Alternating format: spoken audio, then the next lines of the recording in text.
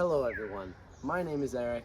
And my name's Davis, and welcome to the Wonders of the Wilderness. In today's episode, we'll be focusing in on fractals in nature. So what is a fractal? Let's come take a walk. A fractal is a mathematical idea where you have something and it's iterated on itself many times to create some sort of shape. Come take a look at this tree over here. As you can see, we start off with the trunk of the tree, and then we take the trunk of the tree, we cut it in half, and add it to the half of the tree at a 50-degree angle.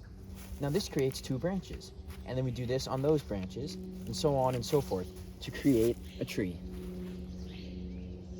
Now that we know what a fractal is, why does it occur in nature? Essentially, fractals are the most efficient way for plants to capture sunlight and conduct photosynthesis. For example, in a tree, like described earlier, the branches go up and out. This allows for the maximum amount of sunlight to be captured upon the leaves. For example, this leaf over here. This leaf is also a fractal. You can see the main stem and then all the little stems branching off of that, and so on and so forth. This allows for the energy captured during photosynthesis to go directly back into the plant. So where do we commonly see fractals in nature? Let's go find some examples. Oh, would you look at that right here? This is what's known as a king's fern, scientific name Angiopteris avecta. The whole shape of the fern is kind of a triangle that's curved to one direction.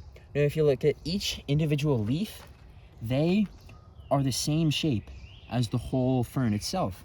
And if you go even further and look at each individual leaf on the little leaves, those are the same shape as leaves before it and the main shape. And this is why the king's fern is one of the most common fractals in nature. So now that we know what a fractal is, why it occurs, and some examples, we're going to dive deeper into how they actually occurred in the first place.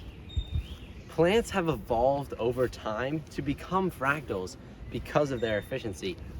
All of the plants that don't have fractal-like structures are struggling more and have often died out in the past. That's why you see so many plants nowadays, like trees, ferns, and many others, in fractal structures.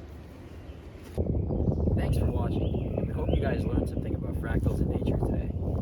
I'm Eric, And I'm Davis. and this has been Wonders of